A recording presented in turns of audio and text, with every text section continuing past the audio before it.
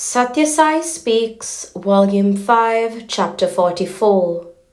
Sustained Sadhana. It is an ancient observation, but it is true even today, that man spends his childhood in pranks and play, his boyhood in sport and games, his youth in pleasure and pastimes, his middle age in plans and schemes to pile up a fortune, and his old age in hospitals and nursing homes, trying to bolster up failing health by means of failing wealth. He has no time for anything else. His hands are too full, earning and spending. He fills his time with work and worry. He has no peace. No spare time for sitting quiet in one place. All appeals to him to pay attention to his essential needs for light and joy are in vain. Of what avail is illumination for a blind man? Of what avail is good counsel for the man who has closed his ears for things that really matter? Man is busy with a number of attempts to earn happiness, but success is small and short-lived. He does not know the panacea for all his ills, the effort that will result in total victory, the control of mind, which is the master of the senses. Every sense is an outlet for the energy of man in a direction that binds him to the objective world. The senses are induced by the mind to move out and attach themselves to objects. Man must make the mind submit to viveka, wisdom, which discriminates between right and wrong, and then the mind will help him, instead of harming him. Attachment is a disease. The body is the temple of God. He is resident in the heart. Buddhi, intelligence, is the lamp lit in that altar. Now, every gust of wind that blows through the window of the senses affects the flame of the lamp and dulls its light, threatening even to put it out. So close the windows, do not keep them open for dire attractions from objects. Keep buddhi sharp so that it may cut the mind like a diamond and convert it into a blaze of light, instead of being a dull pebble. Discrimination, nitya nitya vastu viveka, is an important instrument of spiritual progress. The reasoning faculty must be employed to distinguish between the limited and the unlimited, the temporary and the eternal. That is the legitimate use. Sankaracharya names his work on the principles of Advaita as Viveka Chudamani, for he wanted to emphasize the value of Viveka for the realization of the evanescence of life and the oneness of the universe. Attachment, affection, interest. These will create prejudice, partiality, illusion. They hide the truth. They dull the intelligence.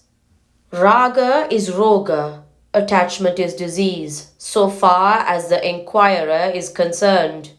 One does not become a yogi to have raga, affection. He must be free from favorites, fancies, and fondness. Once you attach yourself to some person or habit or mannerism, it will be difficult for you to shake them off. Like the poor villager who jumped into the flood to salvage a bundle of rugs, really speaking, it was a bear being carried along by the raging waters, but found that the bundle caught hold of him so tight that he could not escape. Man too jumps in to retrieve what he considers a treasure, but is himself caught and bound. That is why the saints of this land have been teaching the people that they are children of immortality, repositories of peace and joy, of truth and justice, and masters of their senses. Of course, man can have some desires, some eagerness to achieve comfort, some attempt to earn content. But it must be like the diseased man craving for medicine. Hunger is the disease for which food is the medicine. Thirst is the illness for which drink is the medicine. Food and drink, housing and clothing must be subsidiary to the needs of the spirit, the education of the emotions and passions and impulses. They must take the place that salt and pepper take on the dining table today. Uppu must be subsidiary to pappu, that is, salt must be little and dal must be more. You cannot have more salt than the quantity of dal, not even as much. So too, efforts to achieve health, comfort, etc. must be just enough for the purpose of sustaining the sadhana, not more, not less. Express purity in your activities. There are some who always condemn themselves and their lives and aspire for the grace of God to save them. Jiva and Deva are two separate entities and never can they merge or unite, they declare. The obvious is very often untrue. Sin is not the real nature of man. It is acquired and can be shed. Man is pure, good, loving, wise. That is why in the Nilayam I have stopped people from reciting shlokas which proclaim man is sinful, born in sin, reveling in sin, etc. Let the purity which you are get manifested. Endeavor to express it in your activities. That is what pleases me and wins my grace. You must expand your love to as wide a circle as possible. That is how Kula Abhimanam, Mata Abhimanam and Desha Abhimanam, affection for the community, the religion and the country, becomes desirable and commendable. If instead of love, these create hatred for other communities, other religions and other countries, then they become poisonous. Pray for happiness of all mankind. Love your religion so that you may practice it with greater faith.